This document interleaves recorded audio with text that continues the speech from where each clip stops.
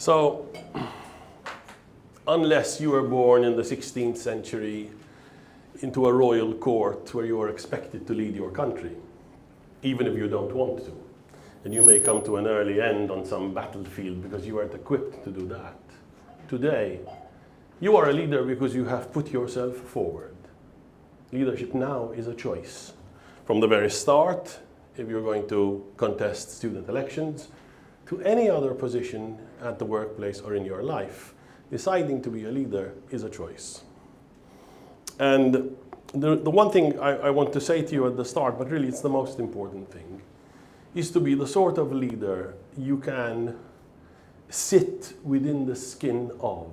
Because unless you are serene, unless you are like this guy who decided to take the apartheid system to task, to destroy the discrimination that his people faced, and for which he paid the price of 27 years in jail.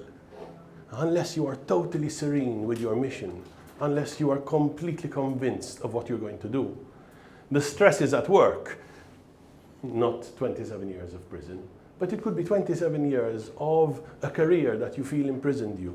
You will quit. You will not take the leadership stresses that you need to push forward, to conquer a vision, unless you are totally the sort of leader you can believe yourself to be. So, right at the start, I would encourage anybody who wants to be a leader to first define his goals. Mine was not so much to practice as a lawyer, but to build an organization that gave legal services, and then as our economy developed, to give different sort of services. I started out, we were Sapiano and Associates, and one guy said to me, "Where are the associates?" I said, "Maybe they'll come later on." Today we're a big group, we're a diverse group providing different services, but right up front, you need to define your goals. If your goal is to lead an Olympic team, fine, that's fine. The Olympic flag has the 5 continents, but it also has the values.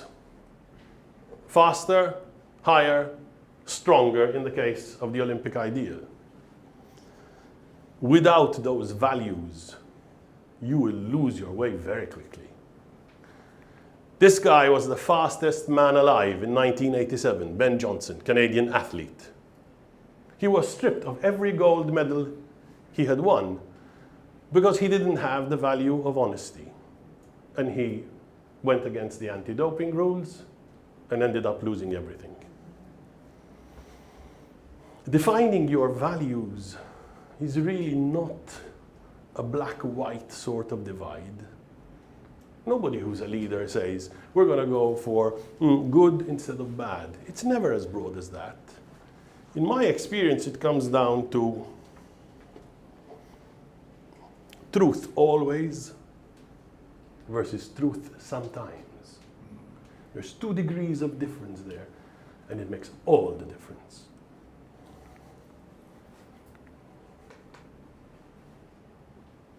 If you want to achieve your vision, you need to cover territory. You need a vehicle. Mine was the white bulldozer. The white bulldozer will crush any obstacle in its path. Why? You are not unstoppable if you say the truth sometimes. But if you say the truth all of the time, you cannot be compromised. You are beholden to nobody, and nobody owns you. Which means, if I need to fire somebody, then I will fire somebody, because that person can't pull me aside and says, you know, you remember when on the tax, on those girls in the Christmas party? This happens in careers.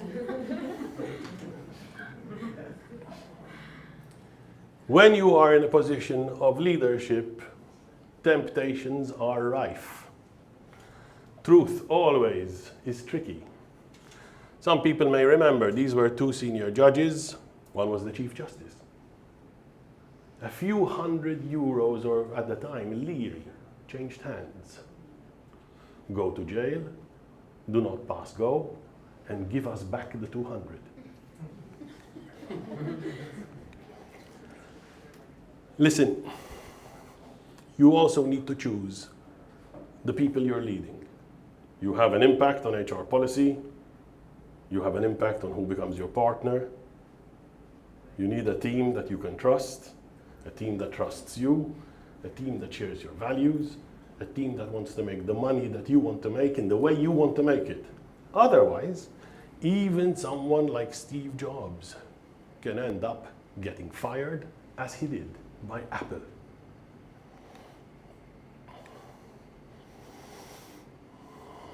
I think that perhaps when I was running this past my wife, she said, this bulldozer thing comes across as aggressive.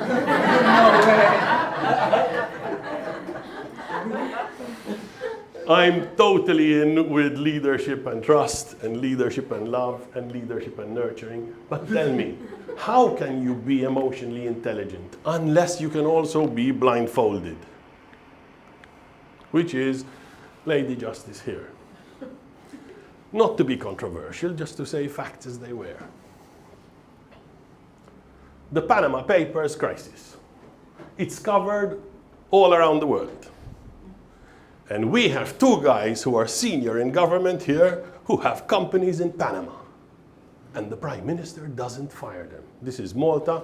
If you weren't living here, maybe you don't know it. The head of our government had two senior guys in government who were found out to have companies in Panama during the Panama Papers scandal. What's the next thing you do? You fire the motherfuckers, right?